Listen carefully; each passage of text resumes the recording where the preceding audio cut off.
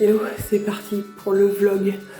Il est 8h10. Ah, vous voyez là-bas, je triche pas. Il est 8h10, un dimanche matin. Je vais aller au chocolat d'Edouard ce matin, puisque je vais attaquer donc la réécriture de mon roman en commençant par la première étape, qui est la relecture. Donc j'ai imprimé mon manuscrit il y a 2 semaines, 3 semaines, quelque chose comme ça. Je l'ai laissé tranquillement reposer. J'ai pas retouché à mon texte, je l'ai terminé il y a un mois et demi, dans ces eaux-là.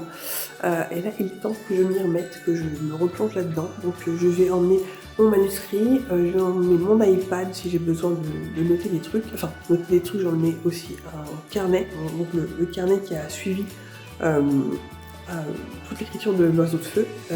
Et je vais emmener tout ça donc, dans un salon de thé qui ouvre à 9h.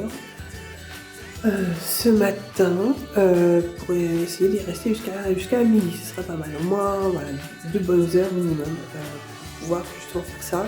Et donc c'est pour la petite histoire là-bas que j'ai commencé mon roman pour la première fois. Le tout premier brainstorming c'était là-bas, et c'est là-bas que j'ai terminé le premier jet. Donc c'est là-bas que je vais commencer ma réécriture. Et j'ai très hâte parce qu'en plus ils font de très très bons produits. Je vais vous emmener avec moi. J'espère que je vais réussir à filmer, parce que faire des vlogs devant des gens, ça me terrifie, mais je vais essayer de faire des trucs, je vous promets rien, mais je vais essayer de faire des trucs. Il y a mon chat qui fait n'importe quoi. Donc là, le truc ce matin, c'est manger, déjà, parce que j'ai faim, et je sais pas si vous avez vu un peu l'état de dehors, je ne sais pas combien il fait, à mon avis il doit faire moins 6 ou moins 8, ou je sais pas, quelque chose comme ça, il fait froid, et ma voiture est dehors, hop, voilà, vous voyez, c'est tout blanc. Même les arbres sont blancs.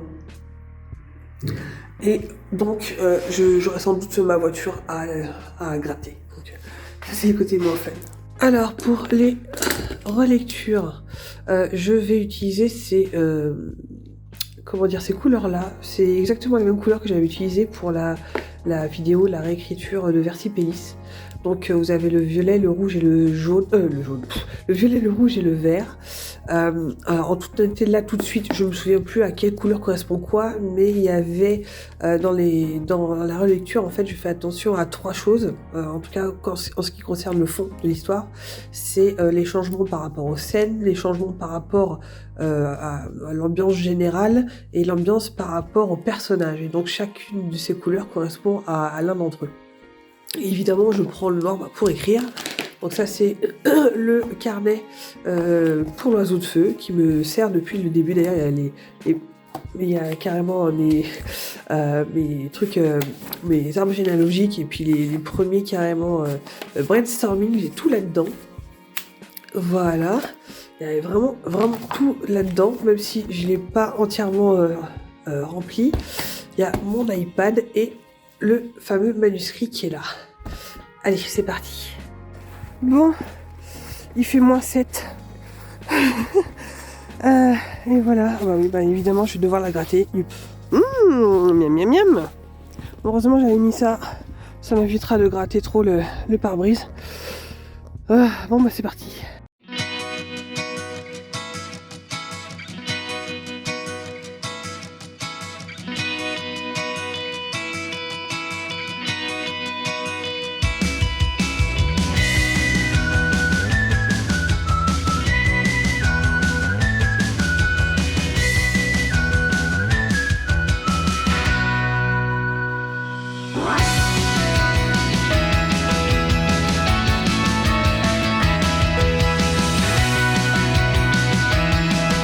Ok, bon, bah je suis rentrée, ça y est. Je voulais juste vous parler un petit peu de cette première session de réécriture avant de rentrer à la maison au chaud. Ça s'est bien passé, je suis restée à peu près 2 heures, quelque chose comme ça. J'ai lu 15 pages. Pour être honnête, j'aurais aimé faire un petit peu plus, mais je perds toujours un petit peu de temps à faire un petit peu les stories, les trucs et les machins. J'ai pas forcément trop filmé pour le vlog à l'intérieur, parce que il y avait des gens à gauche et à droite, etc. Et je suis pas très sereine en général pour filmer. Déjà me filmer moi, et puis filmer les alentours. J'ai pris quelques vidéos, mais pas grand chose. Mais voilà, j'ai repris un petit peu contact, connaissance du début du texte. Et c'est assez drôle parce que je sais que En général, je suis assez confiante dans ma façon d'écrire et je me suis rendu compte en corrigeant que j'avais des tics de langage que je sais qui reviennent plus tard. Et ça, enfin, je sois très très vigilante à savoir justement à essayer de les éradiquer et qu'il n'y ait pas des lissages de jupes notamment toutes les 5 pages. Parce que ça, je sais que ça, je sais, j'ai identifié que ça revenait assez souvent, donc il va falloir que je fasse attention dans la correction. Mais ce que je retiens là, c'est que j'ai vraiment repris plaisir à lire le début du texte, à reprendre comme ça contact avec mes personnages, à refaire connaissance avec eux, et c'est assez grisant, c'est assez plaisant, je dois dire. Je remarque aussi que malgré ma confiance en mon écriture et ma bonne connaissance du français, de l'orthographe, etc., j'arrive quand même encore à faire des fautes d'inattention. Mais ce qui m'a surpris le plus, je crois que je l'avais posté dans une story, c'est que j'emploie de temps en temps, ça m'a sauté aux yeux, des mots pour des autres. Par exemple, j'ai voulu parler d'un nœud papillon et je sais pas pourquoi j'ai marqué un France papillon. Je sais pas ce qui s'est passé ce jour-là, mais voilà, c'est des petits trucs comme ça qui font que voilà. Sinon, aujourd'hui, je me suis rendu compte que j'avais pas emmené de crayon en fait. La première correction, enfin la première relecture de Versipellis, j'avais fait ma relecture avec pris des notes, etc. Enfin, en tout cas, corrigé directement dans le texte avec un crayon, et là, j'avais pas, donc j'y étais direct en rouge. Et là, j'ai vraiment eu l'impression d'être retournée à l'école parce que j'avais mon texte mais rayé de tous les côtés en rouge avec des mots dans les marges, etc. Donc ça fait vraiment genre j'ai eu 0 à la dictée. Mais voilà, ça c'est un petit peu bizarre, mais voilà, c'est plaisant de s'y remettre. J'avais un petit peu peur, en toute honnêteté, de me lancer là dans cette relecture / correction, parce que j'étais en fait à fond dans la planification de la suite des intrigues de Versipellis. Et c'est difficile du coup de s'arrêter dans cet élan-là pour reprendre autre chose. Et en fait, je me rends compte que voilà, c'était juste cette transition-là qui était difficile, mais une fois qu'on a fait le pas, c'est plus facile. Donc voilà, je retourne au chaud à la maison et je pourrais pas continuer cet après-midi. Normalement, je stream du dessin. Le dernier stream de dessin avant la fin de l'année, avant 2023. Donc voilà, je sais pas si j'aurai le temps de refaire la réécriture ce soir. Peut-être ce soir à la place de regarder le match de foot, ou en même temps de regarder le match de foot. Des fois ça marche bien avec moi, toute l'activité écriture, etc., relecture en regardant le foot, ça marche bien. On verra. Bon, c'est parti pour la suite et bon dimanche à tous. Hello tout le monde, je reviens aujourd'hui avec un petit vlog pour vous dire un petit peu où est-ce que j'en suis. Je viens donc de rentrer de mes congés, enfin de mes vacances de Noël chez mes parents. Je suis rentrée hier. Juste petit récapitulatif, j'ai commencé ma relecture, ça y est, j'ai bien avancé quand j'étais chez mes parents, donc j'ai presque atteint, je crois, le premier tiers, grosso merdo, du bouquin. Et il y a des choses qui marchent bien, il y a des choses qui marchent moins bien. J'ai notamment mon deuxième personnage principal où je sens que son arc ne va pas. Donc ça je le savais déjà. Mais là voilà, je me rends compte que oui, en effet, ça va pas du tout. Et en fait, j'ai un peu l'impression d'écrire en ce qui concerne elle, 2 romans en un, et je sais que c'est pas bon, signe. Donc là, je vais continuer à voir dans quelle direction ça va, qu'est-ce que je garde pas, et commencer à réfléchir à ce que je vais faire avec ce deuxième personnage principal, parce qu'il y a des choses que je dois garder pour l'intrigue principale justement, et pas sa sous-intrigue, et essayer de simplifier justement sa sous-intrigue à elle, pour essayer que ça parte pas dans des trucs dans un autre roman en fait. Sinon, qu'est-ce que j'ai fait? Donc c'est relecture, hein. Comme je vous disais, j'avais imprimé mon manuscrit, je le relis. J'ai toujours mon même concept, le même principe que la vidéo que je vais essayer de vous mettre quelque part par là. Vous savez, j'utilise en fait les 3 codes couleurs, donc vert, c'était vert, rouge et violet. Donc pour essayer d'identifier les changements qu'il va falloir faire au niveau général, des changements qu'il va falloir faire au niveau d'un personnage en particulier, et les changements qu'il va falloir faire scène par scène ou chapitre par chapitre. Vraiment identifier exactement où est-ce que ça pourrait se trouver, etc. Pour l'instant, c'est un système qui marche plutôt pas mal pour moi, en sachant que voilà, je l'avais commencé avec Versipellis, et là, bon, ça marche pas trop mal. Quoi d'autre? Oui, aussi ce que j'ai fait, et qui pour l'instant me correspond bien, en tout cas au niveau de la relecture-écriture, c'est que j'ai commencé à enregistrer une plot grid. Alors une plot grid, qu'est-ce que c'est, vous allez me dire? En fait, c'est un fichier Excel, un fichier tableur, où je vais rentrer tous mes chapitres, donc à l'horizontale, et à la verticale, j'ai tous mes fils d'intrigue, donc les fils d'intrigue générale et aussi le fil d'intrigue de chaque arc de personnage. Les éléments que j'ai envie justement de suivre, c'est-à-dire par exemple comme moi c'est une uchronie, je vais avoir une colonne uchronie où je vais en fait voir dans quel chapitre je distille tel et tel élément pour justement voir où est-ce qu'il manque des choses peut-être et comment les fils d'intrigue se déroulent.